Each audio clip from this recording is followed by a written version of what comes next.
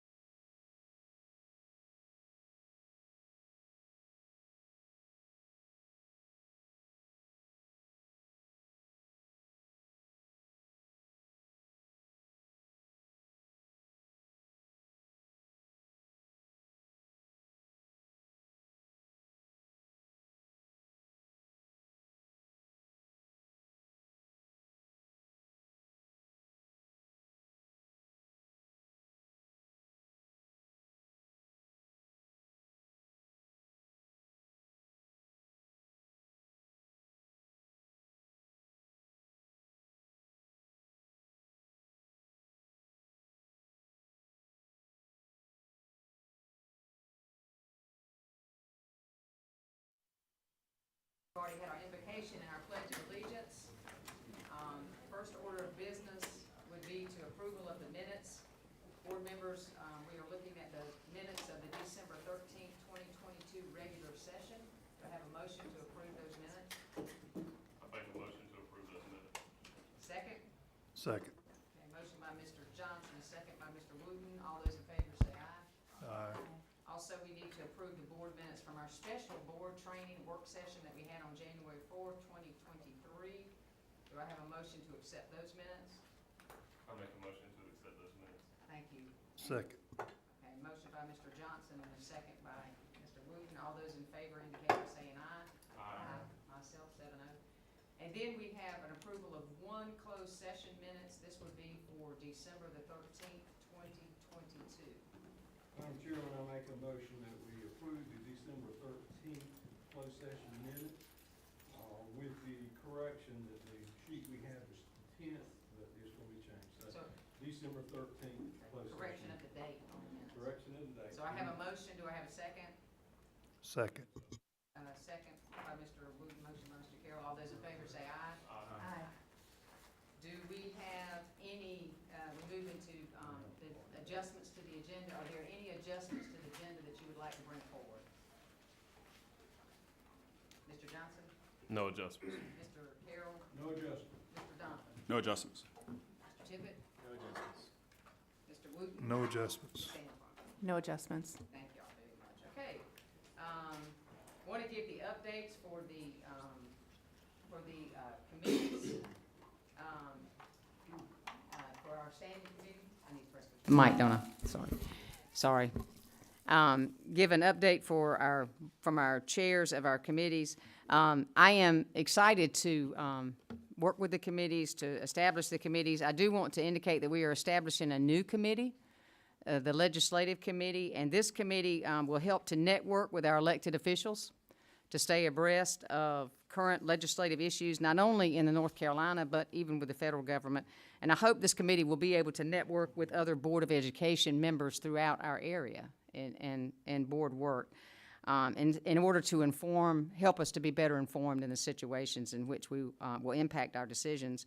And so, Ms. Dance, I would ask that from now forward that you would add the Legislative Committee as a standing committee. And on that committee, I have asked Terry Tippett, Michelle Antoine, and myself will serve on that committee. The Finance Committee, on that committee would be Mr. Wooten, Mr. Tippett, and Mr. Donovan. And Mr. Wooten, do you have any report? I have no updates for finance. Most of our committees have not met yet, so we don't have reports for you. The Legal Committee will be made up of Kay Carroll, Terry Tippett, and Kevin Donovan. Mr. Carroll, do you have any update from the Legal Committee? I do. Excuse me. I do. We have received, December 31st was the closing date for our, I guess, RFPs for legal services. We have received 5 applications. The Legal Committee has scheduled a meeting January the 18th at 9 a.m. here at the school board office. And it is a open meeting, and Ms. Dance, I guess we need to make sure it is announced properly. So Terry Tippett, Kevin Donovan, and I will be meeting to go through these and to determine how we want to move forward with what applications. The next committee will be the Policy Committee, Mr. Tippett, Mr. Johnson, and myself. And Mr. Tippett, do you have anything to say? Yeah, real quick, Kay, if we can make sure we make those applicants available to anybody else on the board that wants to see them before that meeting. We absolutely, well, what I really thought we would do is maybe go through them as a committee, because there are probably some that, that would eliminate themselves by their application and just be, but yeah, we can do it. That's no problem. Yeah, that's fine. I just want to make sure that everybody has the opportunity to see be a part of the process and see what's going on with that. And what I thought is once we winnow it down to who we really want to interview, then we'd share that with everybody, so. And as far as the Policy Committee, we have our first meeting on Thursday. And that's an open meeting. All of our committee meetings are open meetings. The Bond Committee, which will be up and rolling here soon, Mr. Carroll, Mr. Johnston, and then I have one position to be announced. Yeah, no report. I do want to indicate that, committee assignments is my responsibility. I have assigned myself to 2 committees, and I'm just trying to get us started. These committees are subject to change, the membership of these committees, but we will always notify the public. But we're excited about what the work of the committees do. The board votes on everything. The committees would just simply be the ones who receive information and discern information and then report back to the board. So we're excited about that. So with no other information with that, I will turn it over to Caitlin for special recognitions. Good evening, Dr. Bracy, Madam Chair Andrews, Vice Chair Tippett, members of the board, and Ms. Cornetto. I'm excited to be back with you this month for our special recognitions.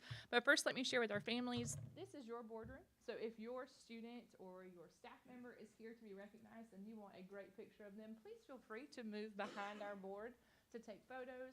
This is your boardroom to move around. We do not want to inhibit you from getting a great picture. So make yourself at home with us today, okay? The first thing we're going to have is our special recognitions for our character education students. And each month, the Johnston County Board of Education recognizes students who have exemplified good character in their school. And we'll recognize each student and have them come around and shake hands with our board after the fact.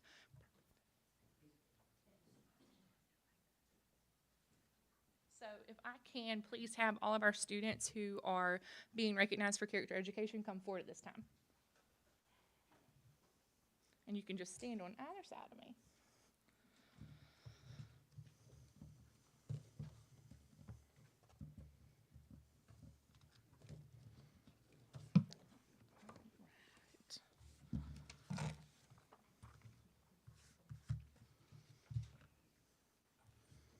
I love it when you guys take me seriously and move all around. Do it.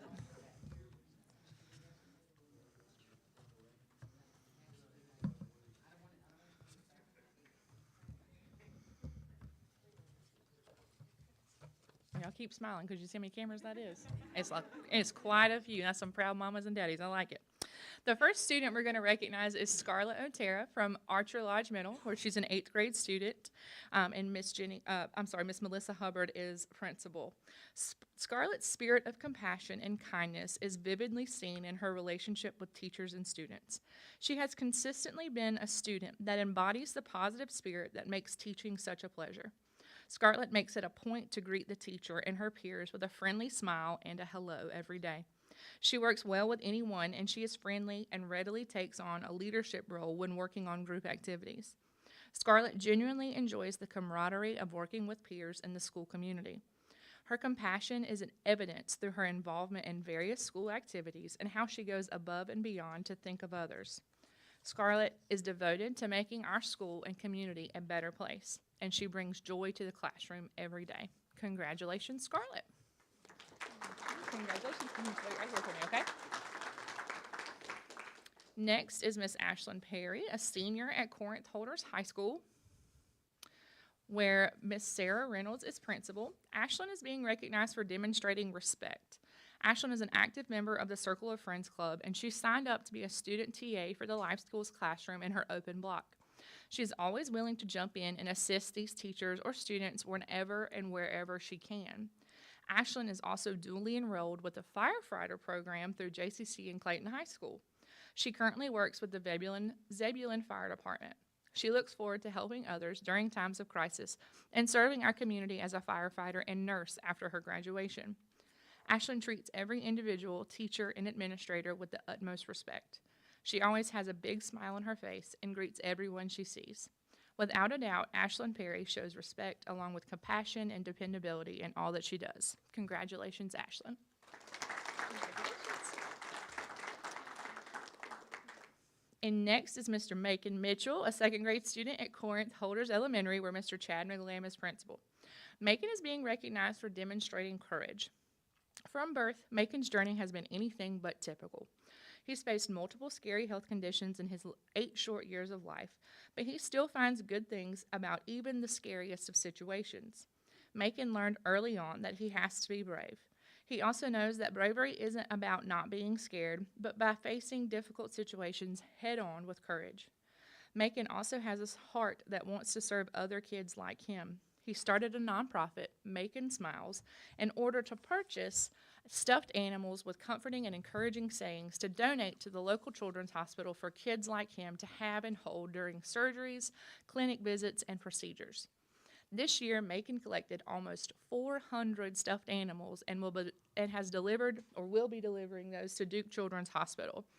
And our team is looking forward to getting to know him a little bit better. I am a 101.5 listener, so I heard Macon's story when they were doing the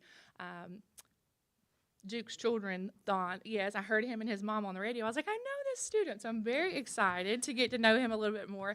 And we're going to cover him all on our own because he's been on 101.5 and all kinds of stuff. So congratulations.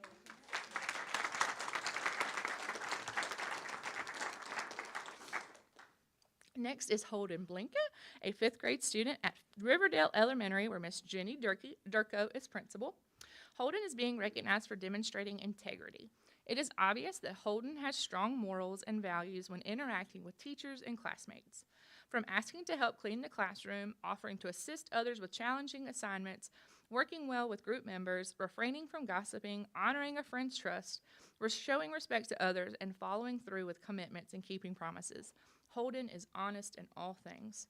There is no doubt that Holden would do the right thing, even behind closed doors. He is an exceptional role model. He stays true to himself, keeps his word, and does good when he can. His word and actions reflect his strong moral principles. Holden Blinka is deserving of this special recognition for his outstanding character. Congratulations, Holden. Congratulations, Holden. And last but certainly not least is Mr. Nolan Yates, a 5th grade student at Thanksgiving Elementary, where Mr. Chad Jewett is principal. Nolan is being recognized for demonstrating respect. Mr. Jewett said that Nolan exemplifies respect in all of his relationships within the school environment. He is always seeking ways to help his teacher and fellow classmates any way that he can. His classmates have shared that he is a great teammate when they have collaborative assignments. They've shared that he is a great listener and respects and values their opinions and perspectives. Nolan is always excited to be at school and is eager to do his best each day. In doing so, he shows how much he respects his own education and all of the hard work that his teachers put into the lessons and activities that they plan. Nolan is an amazing role model for the rest of the students of Thanksgiving Elementary and what respect looks like throughout the school building and throughout the school day. Congratulations, Nolan. Thank you. All right, and if you come down and shake hands, and you can just follow suit, and you can follow right behind him. You got it?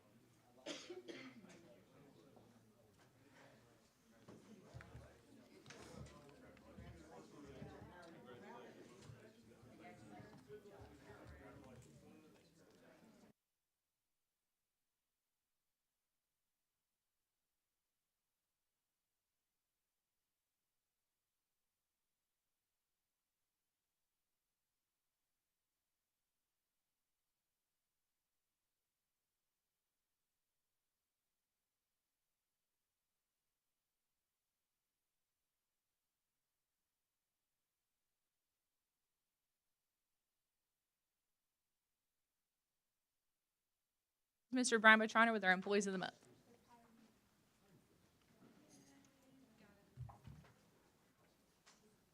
Good afternoon, everyone. If you recall from our last board meeting, we had one of our December Employees of the Month who could not be with us, and you were gracious enough to allow her to come in today. So we're going to have 3 employees who are recognizing, and we did not plan it, but I want to go ahead and share with you that each of our employees, all 3 of them, work within the exceptional children's classes that we have. So that's just neat, and I wanted to just share that with you up front. All of our employees are special and important to us, but I truly appreciate those who have a calling to go and work in classrooms such as those. First, I'd like to invite next to me, and what I'd like to do, board members, is recognize all 3 and then allow them to come around and greet you. But first, our December Classified Employee of the Month, who was unable to be with us, Ms. Danita Aguilera. She is an exceptional children's TA at Riverwood Elementary School. And She goes above and beyond in her role. She is a tremendous asset to our school system and to the school, and these are things your principal said about you. She serves diligently in the EC classroom and works diligently to meet the varying academic and functional needs in the classroom. Her students absolutely adore her and will do whatever she asks them to do. Johnston County Public Schools is so fortunate that she is going back to school to become a teacher because she will be an excellent one. So congratulations.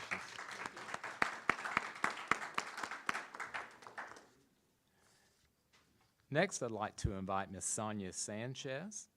She is an EC TA, instructional assistant in our school system at Swift Creek Middle School. And the person who nominated, you actually have two. I'm going to read a few of the comments that they shared. They said, Sonia is a gem, and she goes above and beyond to meet the needs of the students she works with despite any obstacles presented on any given day. Sonia's patience and advocacy for students is exceptional. When given support from service providers, Sonia always ensures the delivery recommendations and best practices for her students. She's a great listener, innovator, and collaborator with a whatever it takes attitude to gain success. She is also a bright light for her fellow colleagues and administration. She is willing to help and do whatever is needed to best meet the needs of the students and for the school as a whole. Ms. Sanchez, thank you so much, and congratulations on being our Classified Employee of the Month for this month. Last but not least, Talisha Parker, Polenta Elementary School. You also had multiple individuals to nominate you. This is Ms. Parker's second year teaching in the exceptional children's classroom at Polenta Elementary School. No matter how overwhelming a day may be, Ms. Parker is always smiling. In fact, I think you were smiling even out in the hallway before you came in here, so that is true. Her calming patience is felt with her students and fellow staff members who come into her room. One is put at ease walking into her classroom because it is safe, nurturing, and an educational environment. Ms. Parker is always willing to help and listen to ideas to help make her students build on their success. She makes such a difference in the lives of children. And there was lots more, but as I shared with you all out front, I try to condense this. But Ms. Parker, congratulations on being our Certified Employee of the Month. Thank you for all you do as well. And if y'all want to go around and greet the board members.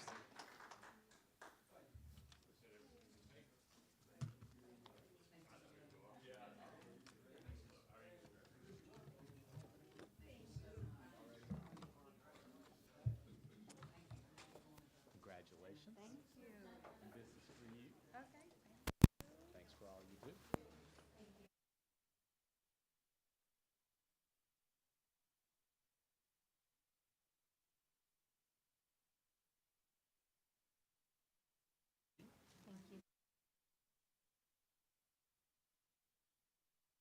They had representatives from their school here as well, principals, assistant principals, so thank them for coming and supporting them as well.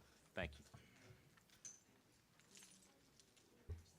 We will move on with advisory appointments.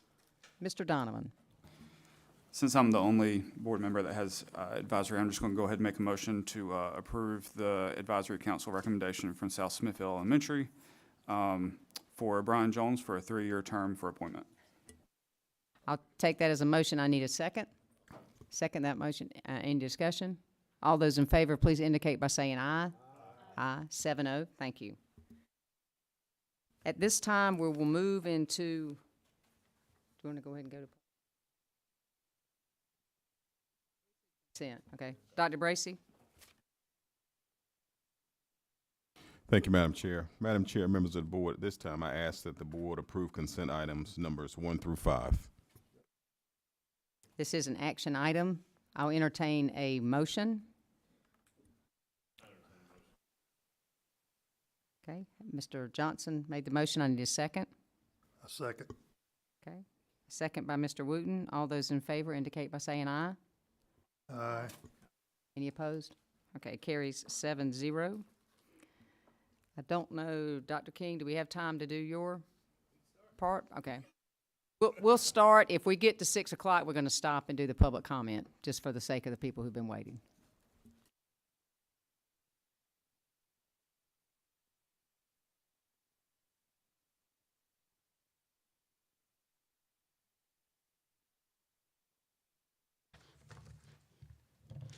Good evening, Madam Chair, board members. We have 2 items for you tonight.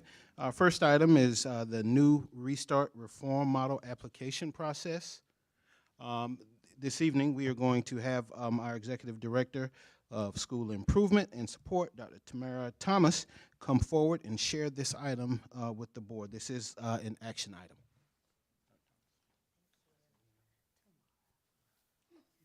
That's all right. Great evening, Madam Chair, Vice Chair, all of our board members. It's my first time behind this board, so welcome, and looking forward to sharing with you the new Restart Reform Model applications. In the few moments that we have, let me see where we are. All right, so let me give you just a little context to help you understand the Restart piece itself, right? Some of you may be familiar, some of you not so familiar, and that's okay. The Restart Model. A Restart Model school is one of 4 reform models that are available to recurring low-performing schools under that general statute number. I won't read it all to you. But for Restart, it's a traditional school that operates with charter-like flexibilities, all right? So we've got charter schools that has same exemptions from statutes and rules as a charter school authorized under that general statute number. And some of those flexibilities include, say, budget flexibility, employment requirement flexibility, and I'll talk more about that a little bit later, but those are some of the flexibilities that they operate with. Still a traditional school within your traditional school district, okay? So there's some goals for a school using this model, and those would include using the charter-like flexibility to address some barriers to school improvement. We have 5 low-performing schools. One of those 5 is already operating with Restart flexibilities and has been doing that for several years as a Restart school. So that would be West Smithfield Elementary School. But then there are 4 others. One doesn't meet the eligibility, and I'll talk about it in a minute, but the other 3 do. So you also want as a goal to reform the school and develop a sustainable progress that will ultimately remove them from being recurring low-performing. And we did successfully do that with several of our schools, because out of the 6 current Restart Reform schools in our district, 5 of them are no longer designated low performing. And I would be remiss if I stood here and said it was only because of the Restart Reform model. That's not it. It's a combination of efforts and practices that we put in place. And this model actually helps them get another edge as well. You want to use the Restart model as a tool to provide equitable access to a meaningful, sound, basic education for every student. So eligibility, you have to be designated as a recurring low-performing school according to the accountability definition, and recurring low-performing school is identified as low-performing in any 2 of the last 3 years. So what that means is when we think about say Virtual Academy wouldn't meet that because it had to be 2 out of the last 3 years, all right? Just to clarify what that looks like. So for consideration, we're really only looking at 3 schools, and that would be Triple S, South Smithfield Elementary, and of course our West Clayton Elementary School. So the definition of flexibility is the ability to operate with an exemption from a specific statute and rule as a charter school. Here you'll see the current Restart schools listed across the top, and the Restart flexibilities that they currently have approval to use, but doesn't mean that they're actually using it. So what that means is you want to be able to have the flexibility available when you need to use it. It may not be that they need to use a flexibility this particular year, but they might need it in a subsequent year. And that's how these schools have operated. So you'll notice where it says 2022, they actually use that particular flexibility during that year. But if the year is not listed, they didn't use it in 2022. They might have used it in a year prior, or will use it in the future. Okay? Flexibilities always align with the school's continuous improvement goals, enabling the school to meet or exceed said goals with the least amount of constraints possible. So when we think about a school, for example, Cooper Academy is a restart school, right? They're no longer designated low performing. And one of the flexibilities that they used was that budget flexibility to hire target tutors. I just want you to hear the example, right? And they hired those target tutors specifically to meet the needs of students in their low performing subgroups. Now they had several subgroups listed under their subgroup performance goal. When they hired those target tutors, at the end of the year, they had evidence of success. And I'll read that into your hearing really quickly. Just this particular example. A 16.5 percentage point increase for the Black student subgroup, which was an area of focus. A 25.7 percentage point increase for economically disadvantaged students, and a 41.9 percentage point increase for students identifying as multiracial. And that was just a highlight using their budget flexibility to hire target tutors because the funding was there for them to do that with that flexibility. Otherwise, they wouldn't normally have had that, okay? So I've listed here the goals that Triple S, so Smithfield-Selma High School, South Smithfield, and West Clayton currently have. Again, I won't read through those, but all of the schools in our district are required to have at least 3 goals, and that would be overall achievement, subgroup performance, and social emotional learning. Now, South Smithfield Elementary has an additional goal, and you do have that option, and that goal is for classroom management. They look at the current performance of the school, the data across every single area you could think of, not just academic, and then determine what do we need to do to meet the needs of our children in these areas. So these are the goals that they've designed. Based on these goals, we went ahead and determined, well, what types of flexibilities might we want to exercise if we're given that approval to operate with those flexibilities. And so here we've listed, there's some restart flexibilities for West Clayton Elementary and for South Smithfield. I merged them just because they were so similar. So they're each asking for budget flexibility, and then we've listed the subheader, which would be for stipends or for professional development, for additional staff, flexible staffing, new instructional programs, instructional resources, and then some of the strategies that they're planning to use here. Also, they're looking at the employment requirement, which would be to hire, say, non-certified staff. And here's what's interesting with that one, and I'll give you an example. It's so hard to fill vacancies sometimes, right? We know this. This has been our reality. But there's this example I shared earlier.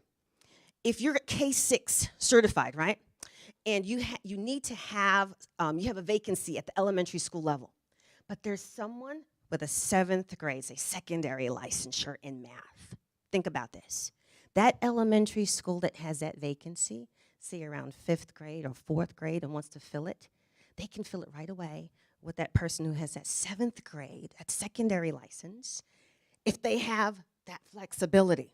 And that's what we're looking to do. We want to make sure we're removing every single challenge and gap we can possibly remove so that we can improve outcomes for our babies in these 3 schools. Does that, yeah, right? I know we can say amen to that together. All right, let me continue. The last one we have here will be for Smithfield-Selma. So what I want to share is there are options. One, to do fast track or to do an implementation planning year. South Smithfield and West Smithfield, South Smithfield, and West Clayton are looking at doing that fast track, which means that they would start implementing this fall if they're approved by you and then approved by the state board, right? And they've already started aligning all of their strategies to the goals that I've listed in here for this school year, because you want everything to align and make sense by the time we kick in next year. Triple S, on the other hand, is going to do a planning year, which will give them all of next year to plan and determine exactly how they want to utilize their strategies, their flexibilities to meet these strategies and improve outcomes for their children. So they're not required by the state board to have all of their flexibilities and all of the strategies in place right now. But we went ahead and said, hey, no, let's really think about this and get some of them in place. What I enjoyed was, in speaking with Principal Allen, he shared one hurdle that they're having that he'd really like to eliminate is, let's align our calendar better with the community college, and then we can offer more opportunities to our babies, right? That makes sense? So, of course, they'd have time to iron that out because there's some things that might impact across the district, but that's why they have that planning year, and they don't have to do it right away. Okay. All right. So, before I move to that screen, which is simply the moving for action to approve the application, if there are any questions, I'd love to take those now. I have one. Okay. I notice in West Smithfield and South Smithfield, the employment requirements, it looks like they're going to utilize this funding, which I think is wonderful for National Board Certification, AIG. It says licensed staff, coursework, and exam fees. I think that's wonderful. I do notice in Smithfield Selma that it says pay for coursework and exam fees for praxis. So would that be for residency teachers? Or I may be asking you a question you can't answer right now, if that's okay. It might be too early. Okay, well, I'm just, the idea there is if you have a residency teacher, that we're helping them with their fees Licensure for fees. praxis, because they're quite extensive. And it looks like they're going to do we're trying to help them with further certification or even initial certification. To remove that barrier. Right. And DPI is fine with all of that, I'm sure. Oh, yes. Okay. When you talk about moving a teacher who's certified in secondary to elementary, is there a requirement from DPI? Do you have to go through DPI? So when the school is under the restart, Under the restart, reform, they can just do it. Okay. I just didn't know whether you had to get a waiver or something. as long as our board is in agreement that they should have that employment That requirement flexibility, Okay. they're good to You've go. answered my questions. Thank you. I have one quick question. When I was at North Johnston Middle School and we did the Restart program, I can't remember, but is there a certain percentage of non-certified versus certified? Is that still in effect? That's correct. So you cannot have 50% or more of your staff must be fully certified. And that would basically mirror your charter-like flexibility. Madam Chairman, I'd make a motion that we approve the applications for the Restart Reform Model for S South Smithfield Elementary, West Clayton Elementary. A second. Okay, I have a motion from Mr. Carroll, a second from Mr. Tippett. Any discussion? If not, all those in favor indicate by saying aye. Aye. We have 7-0. Thank you. Thank you. I think we will break now and go to public comment. I know there's one more item, Dr. King, but we'll come back to that if that's okay.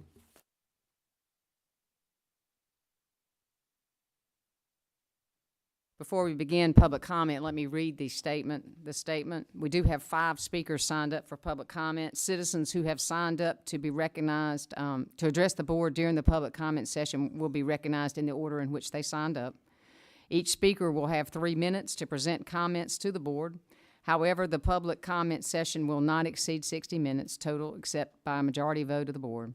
The board suggests that specific personnel or student matters be addressed to the school principal, the Johnston County Public School System official responsible for the program or facility, or to the superintendent. Citizens who address the board shall not use language that is obscene, profane, threatening, contains fighting or inflammatory words, or otherwise is disruptive to the orderly conduct of the business of this board.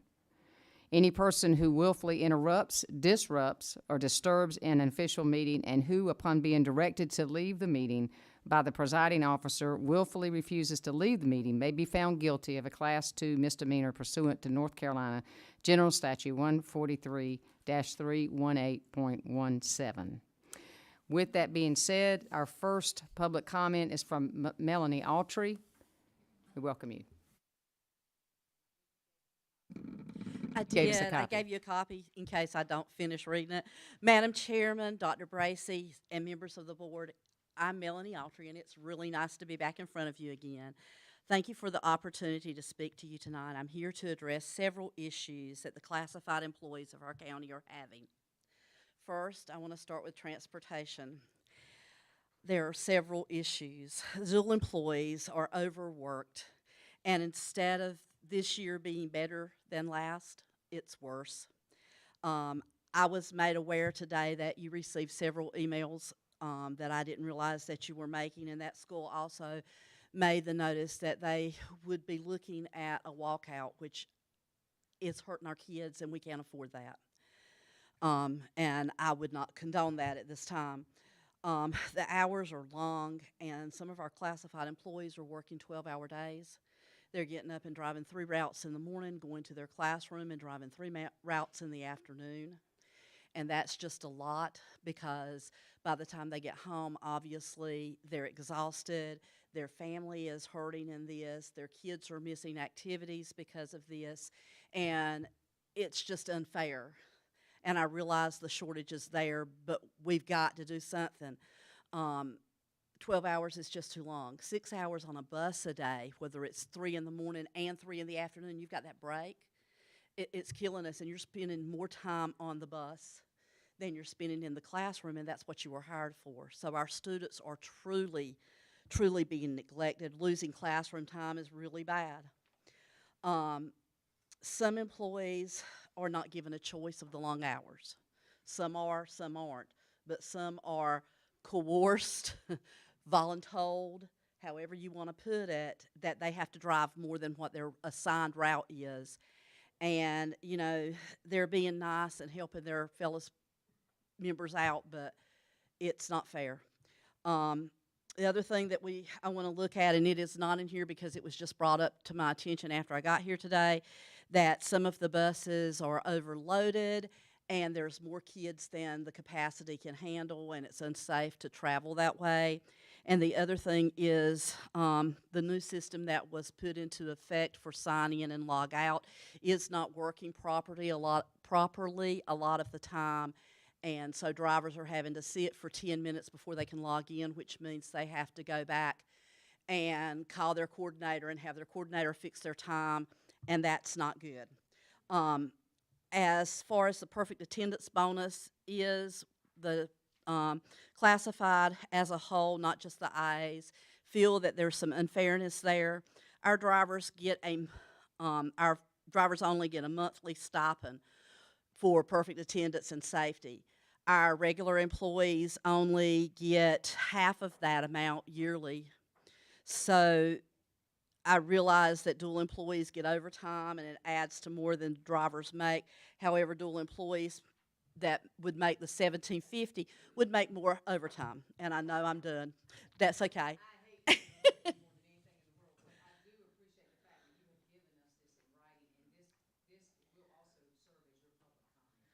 So I thank you, and I certainly thank all of those who work. Thank you, Ms. Andrews. Y'all have a good night. Our hearts go to you, but we take this under advisement. Thank you. Our next public comment is Christine Livingston. Hello, Happy New Year. Hope everybody is well. It's good to see you all. First, I just want to give a shout out to Kevin Donovan and Dr. Pierce for you helping with what I'm about to speak on today. So I appreciate both of you for all the work that you did with us. I'm here today to ask this board to consider town hall meetings. Public comments for a maximum of 3 minutes with no response allowed is not enough for voices to be heard. You, the board, represent all the people of this county, not just those that fit within your purview. The best town hall meetings engage, inspire, and rally people to support the goals. Town hall meetings represent one of the best ways to bring everyone together to share information and build relationships. A town hall meeting is the perfect way to bring people together, talk about what's important, and get feedback on what's working and what could be better. This is a time to discuss important topics and engage and build relationships with the people. I believe there is a great opportunity to start town hall meetings here between Johnston County Board of Education members, county administration, parents, students, and constituents. This would be a great opportunity to get a handle on what is really going on in our schools. 3 new members to the board, and now a new chair and vice chair. In this 2023 year, the topic of bullying and hazing needs to be talked about and needs solutions. This needs to be addressed. The current solutions in place are not working, and seems nothing much has changed since when I pulled my own son out of West Johnston High School almost 11 years ago for just the same. The bullying policies in place need to be looked at and talked about and revamped. If we do not do something now to make a change, this change will be made for us all later when it is too late. So please be proactive and not reactive.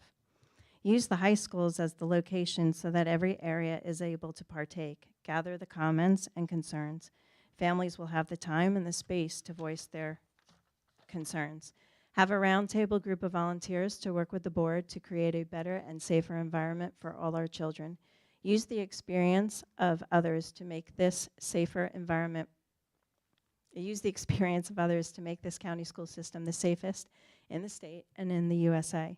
School safety and security also falls within this scope.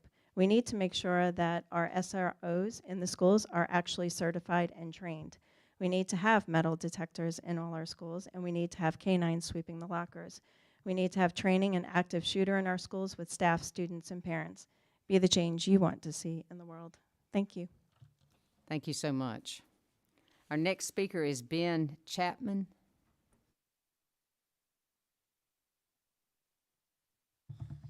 Hello. I did not send my speech. I actually changed it a little bit, so I can send that after this. But my name is Ben Chapman, and I'm here today to discuss a policy under consideration. I'm here for young Johnstonians who are part of the LGBTQ+ community. I'm here because until very recently, explicit protections for them were absent from county policy.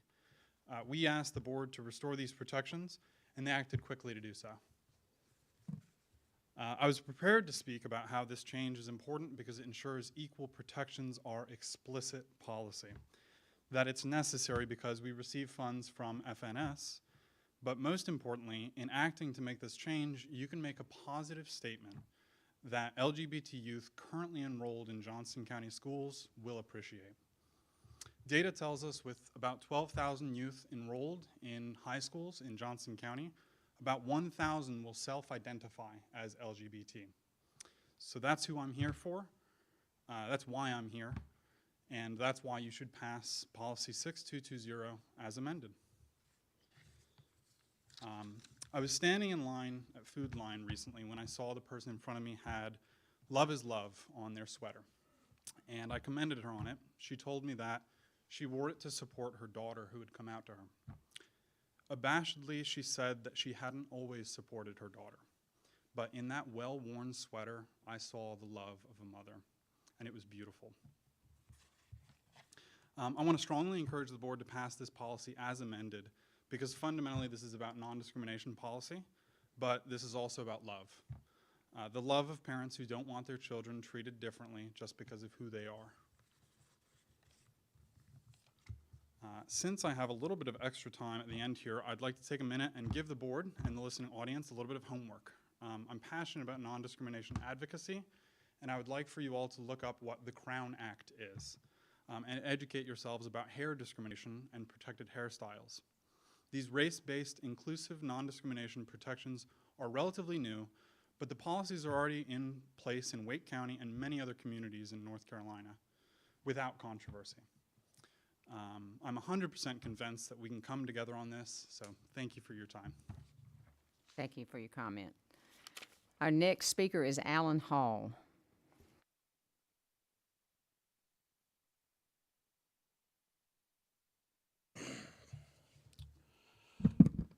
All right, I came here this evening to ask the school board who I am supposed to go to for assistance when the school board member assigned to my children's school called me a pedophile and a groomer. They threatened to call the police on me outside of a church because I asked them about something they had posted on Twitter and how they define normal. Daryl Mitchell and this person publicly ridiculed me. They had removed by the police for attending a Republican Party meeting, and I am a registered Republican. This board member and their spouse have wasted my money and the taxpayer money by summoning me to criminal court. Point of order. By summoning me in criminal court. He can speak about board members, family family members are off of limits. On a difference of opinion. Who do I reach out to when this board member has sought to destroy my life? Chair. With outlandish accusations. 2 of my children are enrolled in JCPS. Soon. I have continuously supported public education and the components which put JCPS on track to becoming the best in the state. At the same time, this person constantly comments on their desire to eliminate public education. The false public claim about me could harm my children and their future within the public school system. You all swore to help support and provide students with a fair, safe, and valuable education. Support for all students is a complex challenge for one of you, since you have the nerve to spread harmful defamation about me. I find it highly inappropriate that this board member would take private action against citizens that will compromise the Board of Education and the administration. It does not seem like their most significant concern is all public school students' educational and emotional welfare. They are more concerned with fear-mongering about robot dogs. I do not trust this individual to make the right choices for all students, especially my own.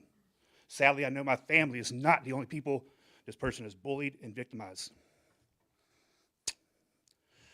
I'm going to scoop down some because I don't want to run out of time. Some things this person says on social media are offensive and deplorable, such as linking SEL, social emotional learning, to Satanism, members and allies of the LGBTI+ community to pedophilia, and referring to gay people as nothing more than a social movement. Tonight, I publicly request that this board work with our legal team to analyze the current code of ethics, to investigate this board member to see if any regulations or general statutes are broken or violated with their public disdain for the gay community and their blatant hatred of public education. I also request a public apology for myself and those that they have attacked. If there is no resolution or explanation for this misconduct and defamation, I would offend my children and my character with legal action.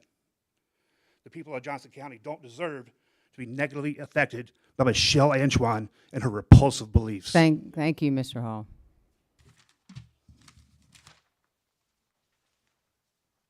Madam Chair, I'm going to ask going forward, if we have public speakers that come in and speak about spouses or families, that you please shut the comment down. I agree. Next speaker is Erica Hall. Good evening, Superintendent Dr. Bracy, Chairwoman Lynn, and all the board members.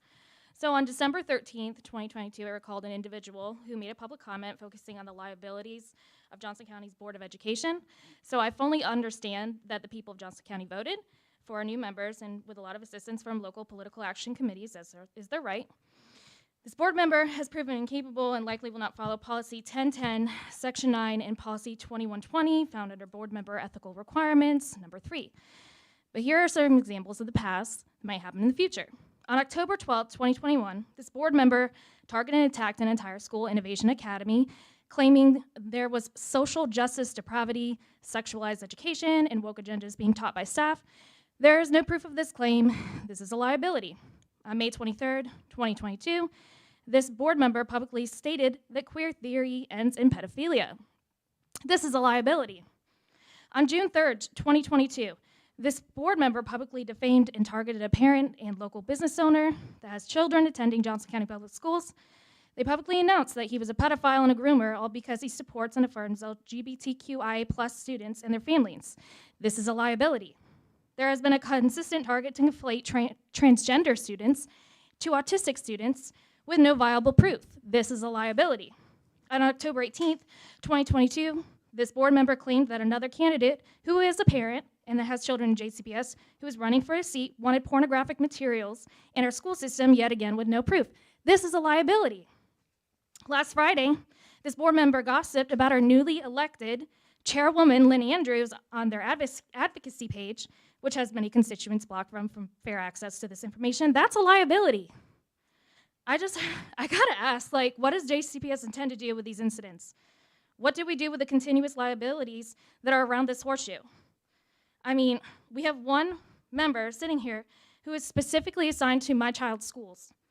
If I were to have any issue, God forbid, in the future, how can I depend on this board member to assist me if she publicly called my husband, the father of my children, a pedophile and a groomer? So this disgusting accusation that was made is an entire liability to my life, my livelihood, and my children. 3, soon to be 3 children in the public school system. I have nothing left to say. It's disgusting. You should be ashamed of yourself. And I really hope that you do not try to ruin other people's lives, including other school children, by calling their parents a pedophile. publicly on social media. You should be ashamed of yourself, Michelle and Devon. Thank you. Thank you, Ms. Hall. That concludes our public comments. Dr. King, I believe you have one more order of business.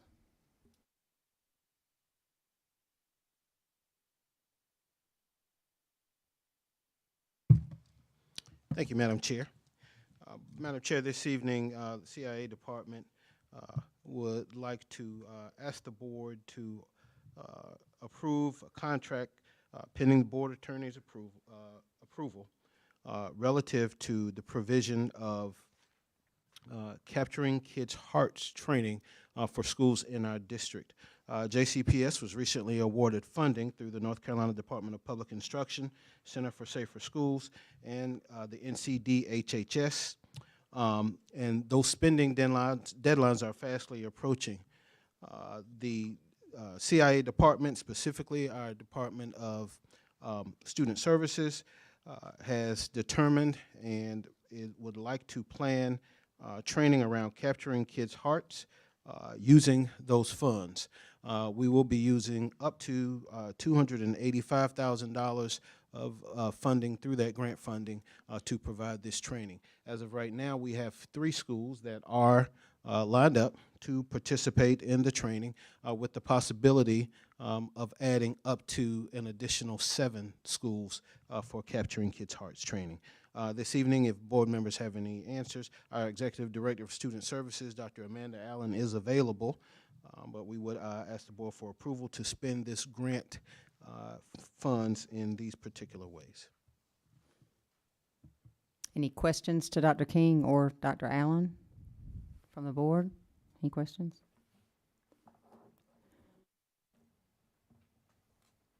Okay. I don't. Let me do the motion. Yeah, why don't we do that and first? then we'll I was getting discuss. ready to say, let's do that first. Okay. I make a motion that that we approve the contract for Capturing Kids' Heart for the amount not to exceed $285,000. Okay, I have a motion from Mr. Carroll. Do I have a second? So moved. Mr. Wooten, tie, rock, paper, scissors, whatever. Okay, Mr. Wooten, second. Okay, now, any discussion? When this was first brought to us, it was described as transformational SEL. I see that the definition, you've kind of changed a little bit, but you said a transformational process focused on social emotional learning. Would you say that's an accurate statement describing this program? I would, yes. Okay, so when we talk about social emotional learning, the basis typically comes back to CASEL, which is kind of runs the wheel of all the social emotional learning. Well, I would say the CASEL wheel is one structure that people who work in the realm of social emotional learning use. It is not the only structure. It is one of those structures, though. Point taken. So when I go to definitions, though, I'm going to go to the leading kind of maker of social emotional structure, which is CASEL. Would you agree that they are kind of the largest purveyor of social emotional learning structure? No, I wouldn't, not necessarily. I think, again, they are, that is a model that is used by folks who work in that realm. There are many, many folks who work in that realm. There are folks who work around the notion of social emotional learning that have no relationship or connection to CASEL. Again, it is a model, one that is often used, but it is not one that is, I would not characterize it as the leading area. I don't think there is one. I think there are very many of them. Different organizations, agencies use different approaches and think differently about how to move forward in that direction. Okay, so when we're looking for terms, when we're looking to define terms, what is your preferred, where are we going to go look to define what transformational SEL would be then? What is? Well, SEL is social emotional learning, and transformational would certainly be a descriptor. One would not define transformational social emotional learning.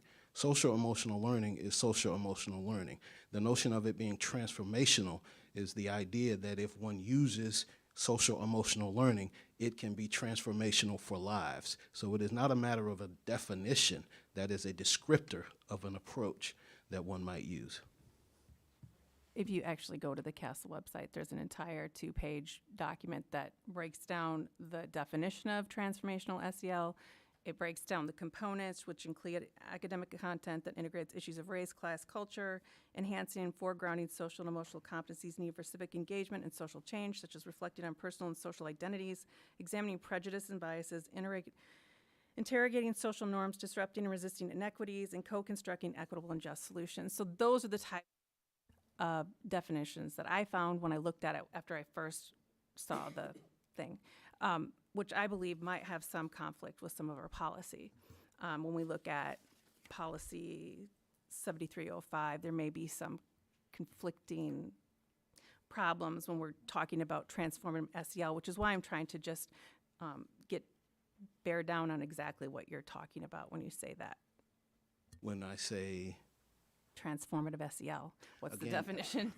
Again, I would not define transformative SEL. I would define SEL and again say transformative is a descriptor of the outcome that this particular group was.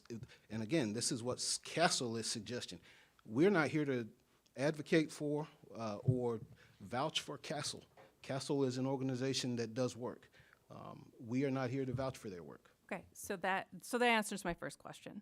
So you're saying that it's just about transforming what's happening inside the school using the social emotional learning, and it doesn't have any of the elements that you would find in some of these definitions from different structures like CASEL, which...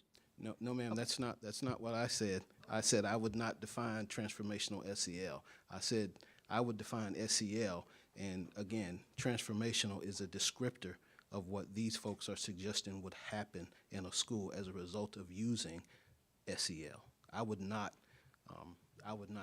try to define transformational SEL. Point being that you're not using the definition that CASEL has for transformative SEL when you describe this program. Is that correct? I'm not using anything that CASEL offers. In fact, I'll be honest with you, I haven't even looked at the CASEL website in a couple of years, frankly. So. My second question then, thank you for the answers. My second question is the efficacy of this programming. The most recent large cohort study that I could find was released in May of 2022. It was a block grant by the DOJ. It was executed by West Ed, which is a well-known educational survey. Certainly, we partner with them right now. That's right. And they found that this particular programming by Flip Flippin' out of Texas,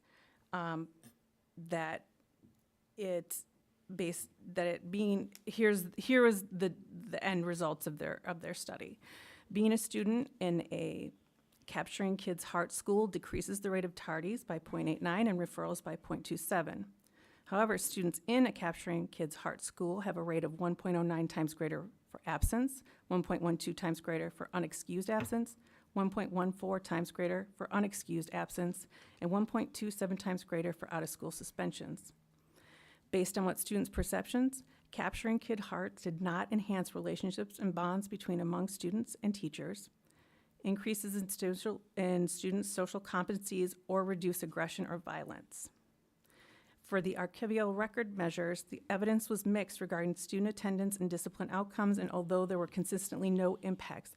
no consistent impacts of Capturing Kids' Hearts on both ELA and math test scores. So they saw no better performance, and it looks like overall that there was actually more issues in that study. And again, so we don't offer Capturing Kids' Hearts as an instructional model. We have instructional models. This is a social emotional learning model. Again, as we shared before, the focus here is on creating schools where students feel safe and comfortable. We certainly recognize, and certainly without having the opportunity to review that study, I would certainly not wish to debate that with you. But again, we don't offer Capturing Kids' Hearts as a model that will improve math and ELA. We're doing that with the models that we've put in place to do that work. right? We were given charts that showed that there was an increase in Selma Elementary School. So the idea was that there was an increase in math and English scores, but when you look at overall data, we're finding that they aren't increased. When you look at the actual study, and Well, I would argue that that study, again, was, if I'm not mistaken, it was a meta study, which means they look at a number of places. I'm not responsible for the instructional programs in all of those places. Again, the schools that we operate, we offer programming specifically focused on improving instruction and improving performance in math and English language arts for that purpose. That's not what we're here for as it relates to this program. And so, I would argue that what you're suggesting makes the case in this particular instance that because we know what we're doing from a math and English language arts perspective, the results of that study don't necessarily apply to us. We don't know if the schools in that study are using the same models that we're using for instructional improvement. And quite clearly, based on the fact that Selma Elementary School has experienced a great deal of success since this program has been implemented, it's quite clear that the structures and strategies that we're using are producing improvement in math and English language arts.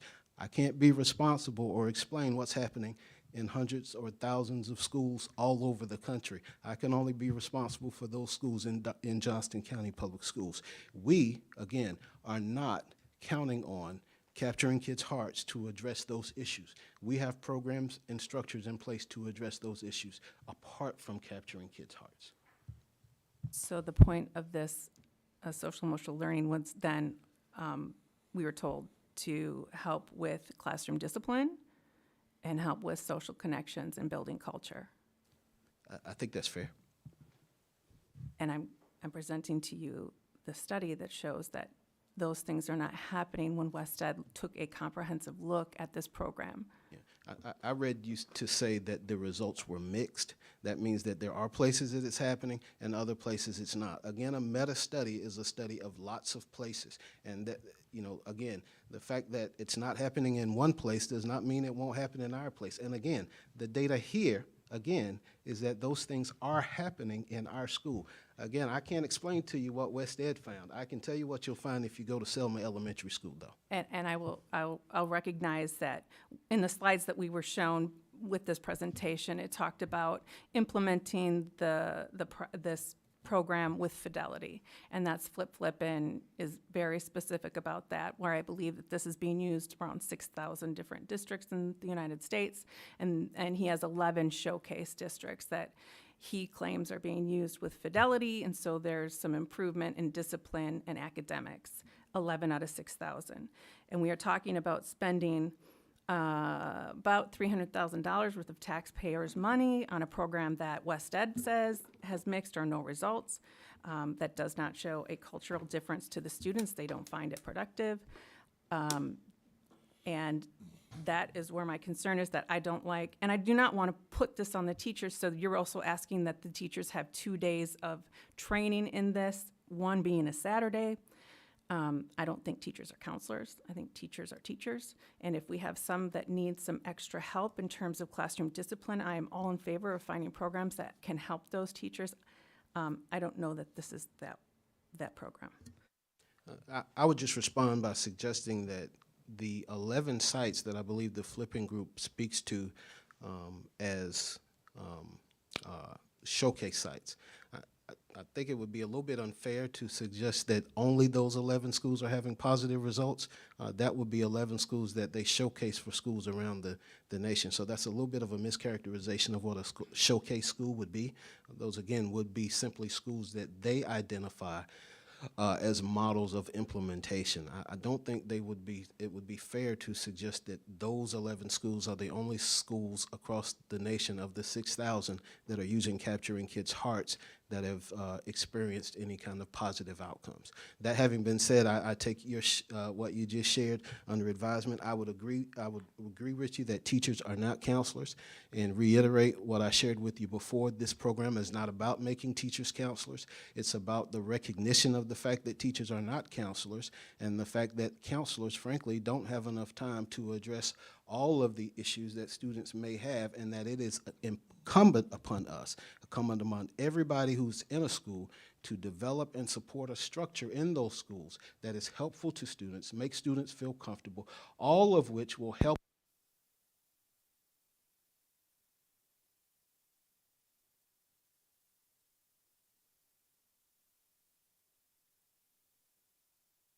This is not about giving teachers extra things to do. This is exactly the opposite. This is about the recognition that teachers face these challenges and need skill sets to address them. And that's what this program is about.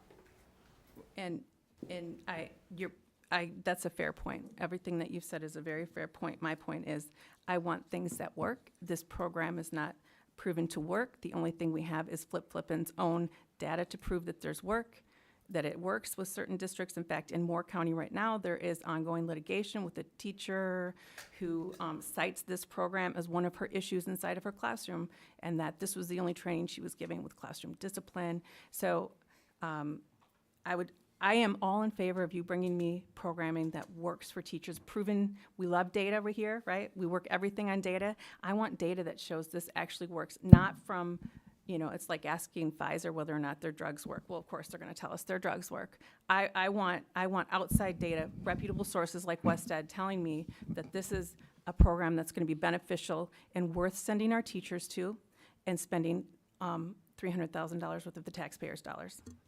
Well, I'd invite you to go over to Selma Elementary School where you can see that in action. I do have a couple of questions. I think, is it still a 2-day training?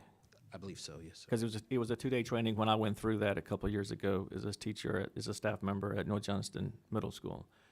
And there are pros and cons, as they are with everything in life. Now, my question to you is this. I see that as more of a program for our elementary than I did for our middle.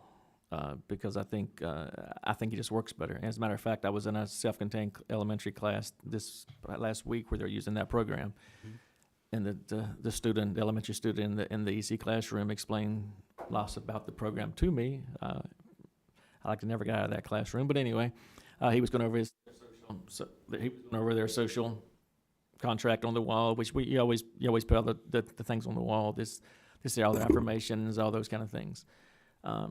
So I know there's things that it works, and again, like anything, my question to you is for those 3 schools, this $285,000. Is that just for those 3 schools? Actually, that will allow us to train up to 10 schools. Okay. There are the 3 schools that we have already identified, and we will be reaching out to other schools to solicit other schools that might be interested. And just to respond to your statement about middle versus elementary school, I tend to agree with you with one caveat, that one of the things that we have to be very careful about is once we implement a program at the elementary level, right, particularly a program like this that speaks to how we want students to behave and how we are going to respond to them as educators in classrooms, we develop an expectation on the part of our parents and, most importantly, on the part of our students. So our students expect teachers to respond to them in certain ways as a result of having this kind of training.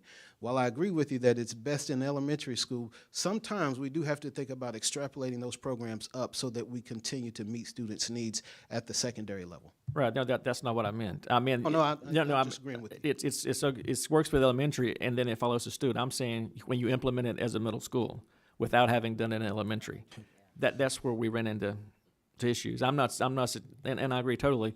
If it's done in elementary, but I can't remember the series of questions for discipline, the series of questions you go through, and I don't remember all those questions. But yes. Yeah, there you go. Yeah. But those things, I mean, if you it wasn't as effective as far as a means of discipline throwing in a middle school when those kids had never seen it. Absolutely. That was my point. And if we begin in elementary, then I think we're going to get a lot more benefit from it and see more things from it. And that's just been my experience, and that's and again, in going through the 2 days training myself, there's some things, and then there's some things just okay. And I talked to one principal who they don't use the program anymore, but they still use the tenets that they thought worked for them. Sure. So I mean, I think there's positives to be gotten from it. Absolutely. And I agree with you 100%. The more we can start when students are younger, when they are still, more malleable, more open to learning a particular system and structure, the stronger it's going to be for us, the better it's going to be for us is if we support those students from young students going forward through their educational process. Any other?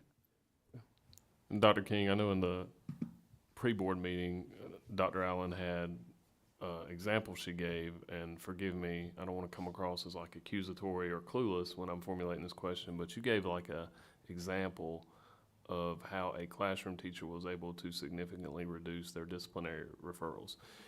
Do you mind going into a little bit of description on that? And I just want to be sure that we're not decreasing referrals by lowering standards of conduct. Does that make sense? I mean, I don't want to come off as accusatory or, clueless, but, sometimes we see that in society where we'll change the rules so it's not a violation of the rules, and then behavior still kind of goes under an issue. So will you kind of explain that to us? Thank you. I appreciate you bringing up your question. So one of the examples that was given when I was checking back in with principals, almost 200 of our teachers were trained without the whole school being trained last year. And many of those teachers, it was right before summer, gave feedback that this is phenomenal, everybody should go through this, and it really helped rejuvenate many of them. One in particular came back this school year and has been, according to their peers, like a new person. And it's really given them another outlook on education and students and how to meet their needs. And that specific individual, looking at their discipline data, they went from a more significant number of discipline referrals all last year to up to this point in the year there hasn't been any. And based on what peers have been saying is because of the attitude change towards students. And if you read and explain to me one more time, because I'm watching a tennis match here, I'm trying to keep up, but with this transformative SEL, and you're saying that it's not transformative SEL, the transformative part is just a descriptor used to describe the program. Can you go through that like in really simple terms for me? It feels like we're splitting hairs over adjectives, but I'm not quite. That's my point is, I'm not debating whether or not someone placed on their website that something is transformational SEL. I'm just saying that this is an SEL program, and I think what they're arguing is that, in my experience and what I've heard and seen with this program, is when it's done well, it has the capability of being transformational for a school. That's the point that I'm trying to make, as opposed to if someone has transformational SEL with the R in a circle somewhere on their website, I'm not speaking for that, and I'm not vouching for that or trying to explain that. If I could, Mr. Donovan, we talked the other day about an opportunity for training. We have been made aware that there's going to be an opportunity this Friday, and we're going to make sure to get you a flyer, and any other board members who would like to participate. I think we've already got the email. Have you already gotten that? Yeah, we got an email. Awesome. And From Selma, yeah. Perfect. And I can tell you that I've actually talked to principals and teachers within the county because I was curious about the program. Sure. And a lot of the principals and teachers are both very excited about the program. They said it works. It gives them instructions on how to engage with the students. Mm-hmm. So, yeah. Right. Well, we wanted to make sure you were aware of that because you said that you would like to do that, and we, again, want to invite board members to do that anytime possible. Call to question. All right. Question's been called. I'll ask for a vote. All those in favor of the motion that has been made, please indicate by saying aye. Aye. All opposed? No. Okay. 2 noes, 5-2. Thank you. If you don't mind, can we take, I'd like to have a motion just to recess for a minute and come back at 6:41, come back at 6:50? Would that be okay? Just take that'd be about 9-minute break. Do I have a motion to recess? Take a motion to recess. Second. All those in favor say aye. Aye. Unanimous.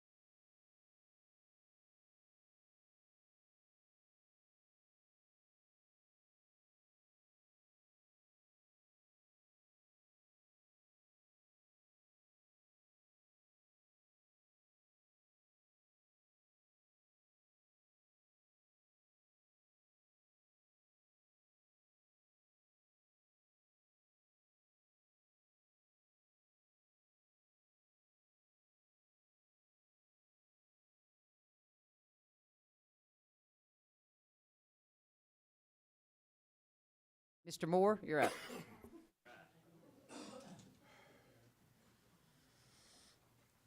Good evening, and I come with a heavy heart. I'm telling you, I only have one item. So tonight is design services for an addition to Benson Elementary. That school is currently 55 students over capacity, not including the 116 fifth graders that are at Benson Middle School. Currently, we have 5 mobiles there, and an addition is much needed to not only reduce the class sizes, but also provide better indoor air quality and reduce the risk of viral transmission. RFQ was advertised on October 27th, and following scoping meetings and with some timeline constraints due to ESSER funding deadlines and negotiations, the Facilities and Construction Department selects and recommends approval to contract with Height Associates for a fee of $432,000 or 6% of the anticipated construction costs.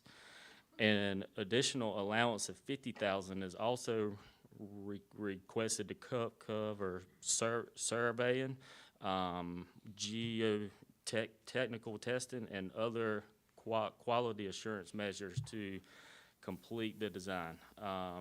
Again, this is a ESSER-funded project for approval.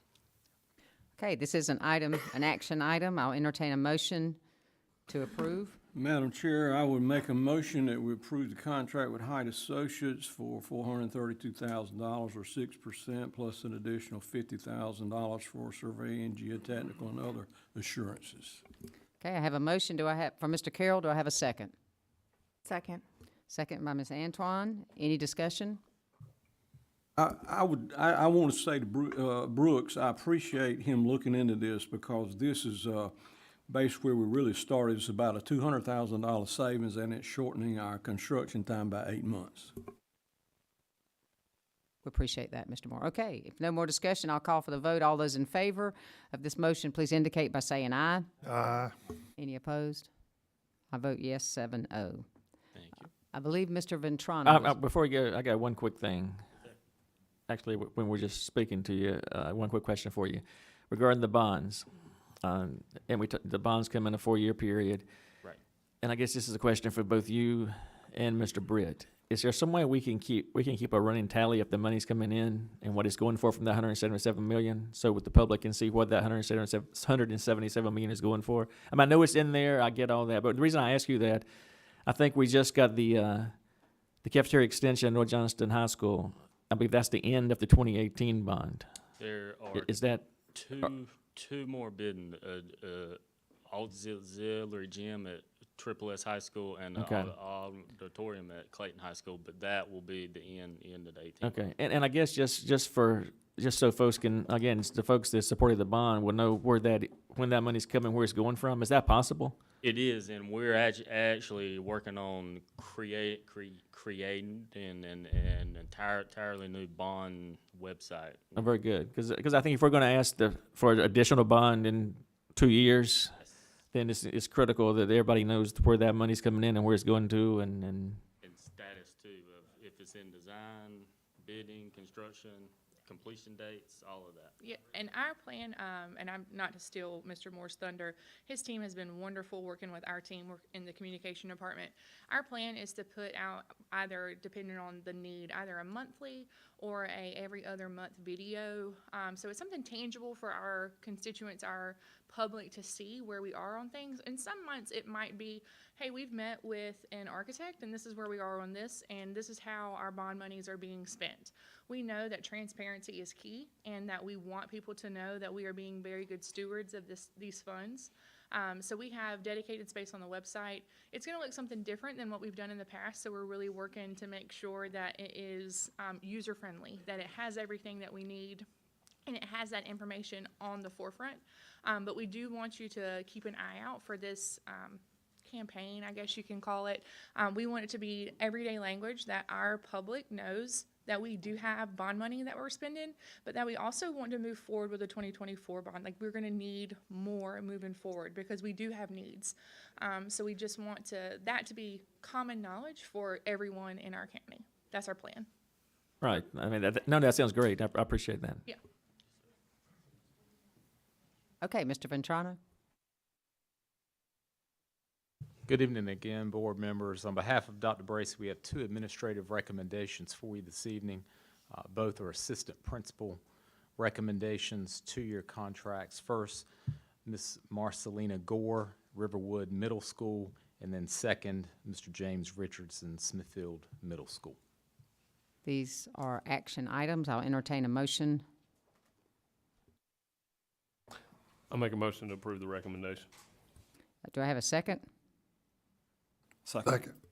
Second, Mr. Donovan. Any discussion? All those in favor, would you indicate by saying aye? Aye. And I vote aye as well, 7-0. Thank you. Thank you. I got one. Oh, yes, sir. I have one quick question too.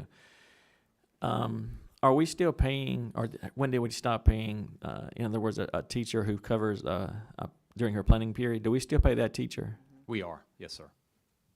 We are. If we're aware of it, we work with payroll to make sure they're compensated. You're talking about if there's a vacancy and the teachers giving up their planning period and they're teaching another class. Yes, sir. So we are. Okay. And the other thing is just a statement. I will be giving you a list of positions, in central office positions throughout the entire central office. And there's a couple of things I want. I want the job, if I can get the job qualifications, job description, salary, and the date created on those positions. And I just have some curiosity as to when positions were created during various superintendents and tenures, and if those positions are still doing what their jobs are in the Bracy administration. And I just want to look at those, and I want to say that publicly because I know how gossip and rumor mills start. They're going to say Tip is trying to take positions. I want to see what's there and see if we have a lot of positions left from the Croom administration that may need to be adjusted with the Bracy administration. And that's all I want to do. And if any other board members wants to add to that list, I'll be more than happy we can compile one list. If nobody else may agree with me, but that's what I want to do. So I'm going to be getting that to you. Glad to assist, Mr. Tippett. And Mr. Vetrano, if you could provide me with a list of all people who are acting as employees through contracts. So if you have someone, for example, who's coming in who may be retired and working at the Glenn building or central office under this contract where they're not an employee, where they're contracting with us upon separation, if that makes sense, a retired employee coming back for simplistic natures, can you comprise a list of that and send that to all of us? I can, but you said the word contract. So we have contract nurses, contract, other contract services, but usually when retirees come back and help us, they're not under a contract. They're just working temporarily while the need exists. Okay, I'll take that list. Okay, I just wanted to make sure we were on the same page as far as what you were asking. Since it feels like we've moved into informal discussion almost here, but you're the target. And so based on the volume of emails we've gotten today from the classified staff being very upset with what's happening with the buses and this ongoing and lingering issue not being addressed, I'm going to ask that you please provide us with something at the next board meeting to address their concerns. They have a right to they have a right to their feelings and what's happening, and they are not off target on what they're asking for. And I think there is a drive on this new board to address this and address it pretty expeditiously. Sure, Ms. Antoine. And actually, I was talking with Dr. Pierce during the break, and not putting you on the spot. We can wait until next month. But I do want to go ahead on record and let everyone on this board know, and I confirm with Dr. Pierce, we do not require any employee, to my knowledge, and Dr. Pierce agreed, to drive both AM and PM. Now, we have employees who may volunteer to do that, and certainly it increases their compensation. And there are some who appreciate that because they start earning time and a half. But that is one thing I heard, and sitting over there, I wanted to confirm with Dr. Pierce, because that is not something we require. But But we'll be glad to work together and help address any concerns. And it would also be good, maybe, Dr. Pierce, to have just a transportation, help with the transportation update as well, on number of full-time bus drivers, the routes that are run, how many routes are run, how many, because we break routes down as morning and afternoon, just an update on that, since we really haven't talked about it since the beginning of school. David, can you kind of get that for us monthly? I mean, that would be something that we'd like to keep our eyeballs on. Perhaps they aren't required to drive both routes. However, they are required to drive one route, and that is, I know I was visiting schools today, and the administration is saying that's hurting them being able to have teacher assistants in place. So this just needs to be separated. We are either hiring teacher assistants or bus drivers, but those two professions don't necessarily overlap. So I don't want to preclude from hiring good people. Can I just tack on to the AM and PM? They might not be required, but I mean, that's kind of the situation that we're in right now with the lack of bus drivers. I mean, they're dedicating their time morning and night to drive, and it's greatly appreciated. So Correct. we've at least got to do something for them. And I agree. And we have some who will volunteer because they love our school system. They love children. They want to make sure they're getting students to school and from school. So I don't want to take that for, I mean, I understand that. But I did want to make sure that you all knew that we don't go to any employee and mandate that he or she work 12-hour days. And so, but we have some who are committed. They're passionate. They love this school system. They do it because they feel like if I don't, no one else will. And we do recognize that. So, and I think just like I said to Dr. Pierce, if he can come in next board meeting and just give us an update of what transportation is involved in, the number of bus drivers we need to operate, and how we're trying to fulfill that. Right. And look at that. And just to get I think this board in particular, many of them have not heard that before. That's right. And we've been working for a while to look at ways to eliminate the requirement for some positions, such as teacher assistants, to remove that requirement to drive a bus. This goes back to a policy that I believe was in place in the 80s. And so even with the previous board, and Dr. Pierce can speak on it at a later time as well, and I'll be glad to help with that. But we've been working over the last few years to try to each year reduce the number of employees we are hiring who we say you also have to drive a bus. And so you've seen over the years us hiring more full-time bus drivers. And the goal of that is the more full-time bus drivers we have, that we can lessen the restrictions on the number of people that we're hiring in the schools, school-based, who we're saying you have to drive a bus. What number are we at with full-time bus drivers? Do you know? Under 48. We were at 80 when we started the salary change. We need 300 to eliminate the dual employment policy. Additionally, and kind of in the same vein, but a little different, where I'm finding a lot of janitorial positions that are open inside our schools, and that needs to be addressed, and it needs to be addressed quickly. And since you're human resource, I'm bringing it to you.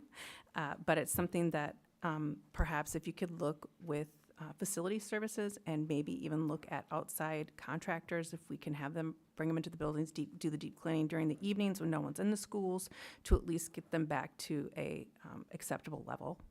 Right. We have done contract custodial We're still doing that. We're still doing it. Right. We have temp services that we utilize.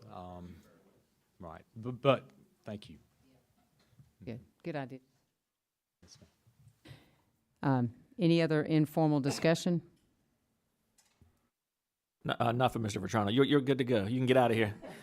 Run while you can. I will add to this what Michelle was talking about. I was at Corinth Wilderness High School, the biggest high school in the county, the other day, and we had 2 cafeteria workers for 2,300 kids to eat lunch. That's just amazing to me that they were that short-staffed, that we can't find people. But anyway, the last thing that I wanted to address, If you were at the last meeting and you read the minutes, you keep up with what the school board's doing. It's kind of an old business section.